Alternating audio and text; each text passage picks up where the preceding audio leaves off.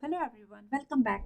So hope your Python environment is ready to try out some of the basic things. And if you have not done yet, I would recommend you to watch out my previous video or say my very first video in this playlist, and it will redirect you to the various steps which you need to perform in order to set up your machine. Now, in today's topic, we will see the most basic things. So, we will see how we can perform arithmetic operations. We will see a little bit about print function. We will talk about how the raw strings work and how we can do commenting. So, let's get started. I will quickly open up my Jupyter notebook. So, for that, first I need to activate my environment.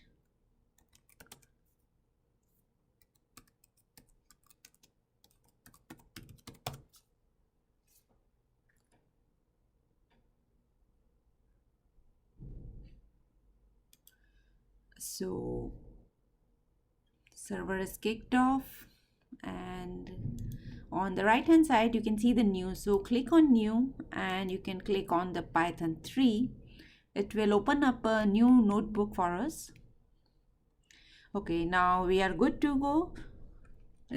Most of these options are self-explanatory, so I will walk you through as and when it is required.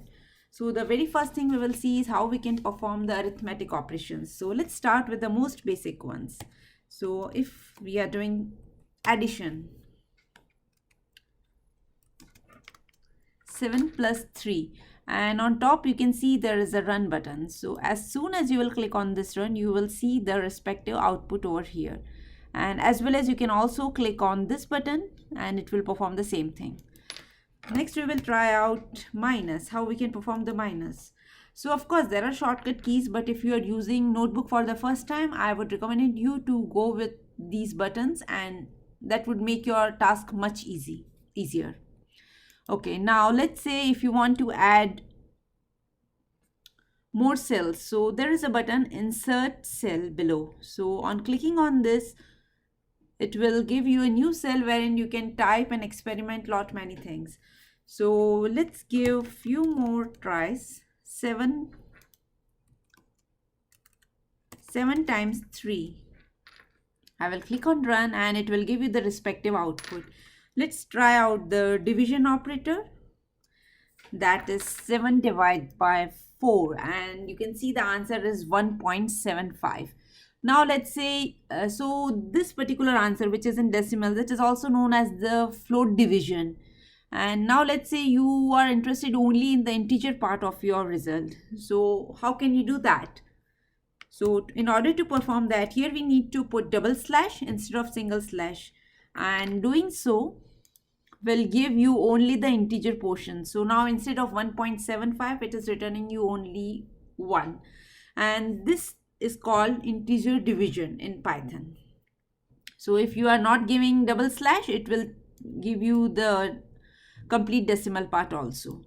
Okay, so now let's do the mix up of multiple operations. So if I am giving 8 multiplied by 3 plus 4, so if you're not giving any special rule, or if you're not mentioning, then it will run the BODMAS rule. So it is like, first it will multiply 3 by 8 and then it will add 4. So it is like 24 plus 4, which is 8. Now let's say you would like to first perform, now let's say if you want to perform 3 plus 4 first and then you want to go with 8 multiply. So to do that, we can use the parenthesis, and let's see how it works now. So in this case, you can see that first it performed the addition 3 plus 4, which is 7, and then it multiplied that with 8, which is 8 times 7 is 56. So you can apply brackets, you can define all the rules what we usually do in our BODMAS, and you can get the things done. Now let's say if you want to perform 8 times 8 times 8. So basically you are trying to perform 3 times 8. So if you will run it, it will give you 8 multiplied by 8 multiplied by 8. So it is 512. Now let's say if you want to do this lot many number of times. So that is not the feasible way, or that is not the correct way or efficient way to do this. So what we can do is we need to perform the power, we need to add the power operator here, and that can be done using, so here you can type x, and how many times do you want? So if you want 3 times, you can just mention the double star and how many number of times. So you can see that the result of last both these outputs are exactly the same. Now let's say if you want to perform the modular operation. So for that, 8 and this percent sign, and I can give you 3 here. So it will tell you that if you are dividing 8 by 3, your remainder will be 2. So this is how we can do. Yeah, I think using these you can perform pretty much any operation. So we will next move on to our print function. So before going on to print, let's see what happens if I will type in my name here. So it is saying it doesn't know what is this. It has simply thrown the name error. Now if I'm doing it in this fashion with a single quote, so you can see that now this time there is no error and it has displayed everything as is. Now there is a function called print, and what it will do is it will print the required result on your screen. So now if I'm putting inside this and saying print, so this time it is print should be in small, it's my bad. Okay, so rather than capital you need to type in the small p, and this is the print function. So this time you must have noticed that it has not shown any single quote around the word Shweta. So if you want single quote, you can simply type the way I have mentioned above. And if you are interested not only in the values, then you can give it using the print function. Okay, so next important thing which I can show you is you can also print your strings using double quotes, which is like this. Okay, so it will also print the result, and I can show you one operation in this. So let's do 3 plus 4 and try to print the result. So you can see that result also got printed over here. Next thing I am going to show you is how we can perform more string operations or concatenations. So first let's say you want to show Shweta's book. So in order to do that, if you're tapping it like this, it will definitely give you the required result. But let's say if you are going with single quote, something like this, then in that case it's not going to work, because this system is very confused with these single apostrophes that where you are putting it, because according to it this is one word, and now what is the respective apostrophe for this one.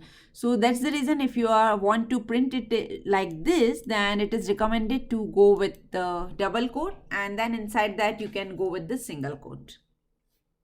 Now let's say if you are still interested in using the single quote to print that. So how can we do that? Let's have a look.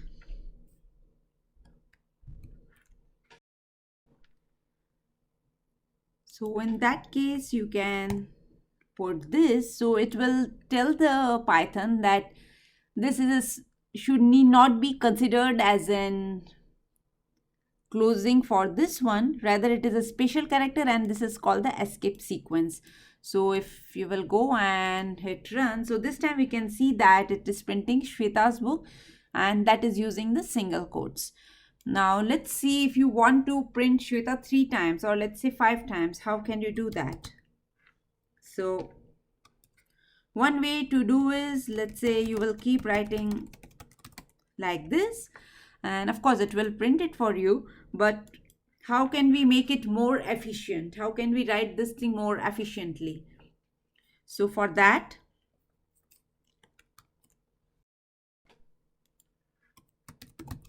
what we can do is 3 times. If you would like to print, then you can just say, and at the end I will give some space so that we can see. So this time you can see that 3 times it is printed. So how easy it is to print such complex things in Python.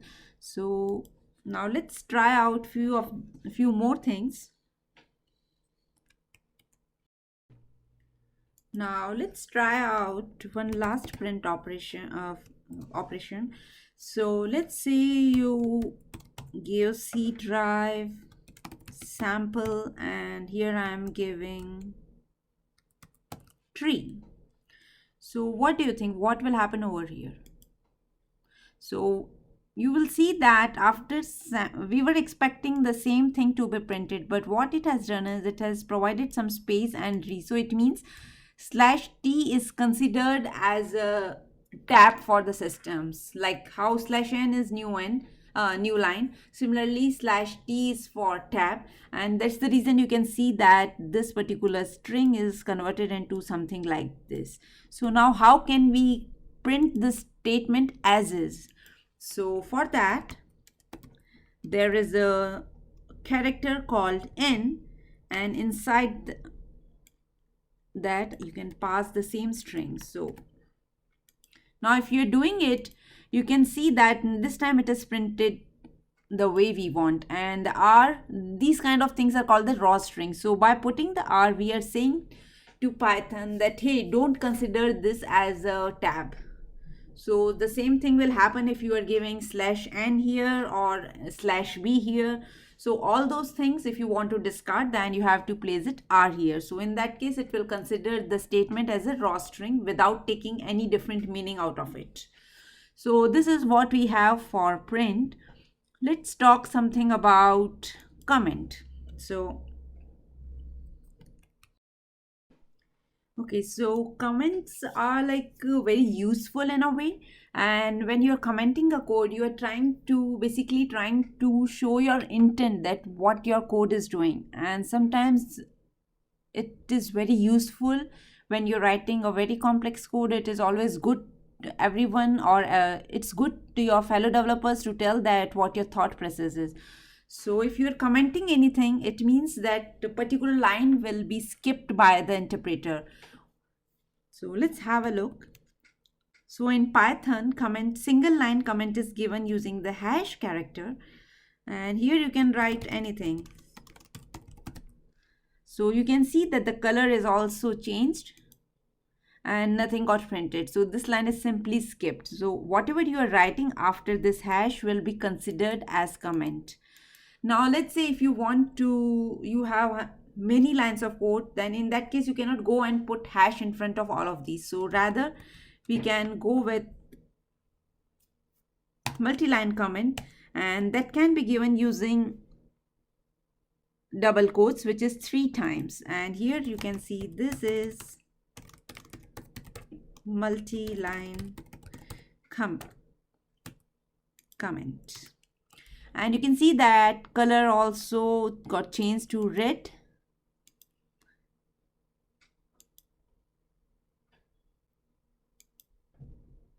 And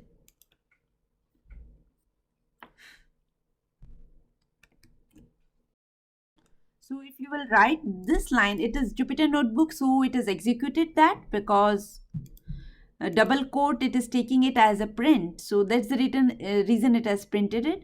But when you are writing in your source code, and it will not print it like this.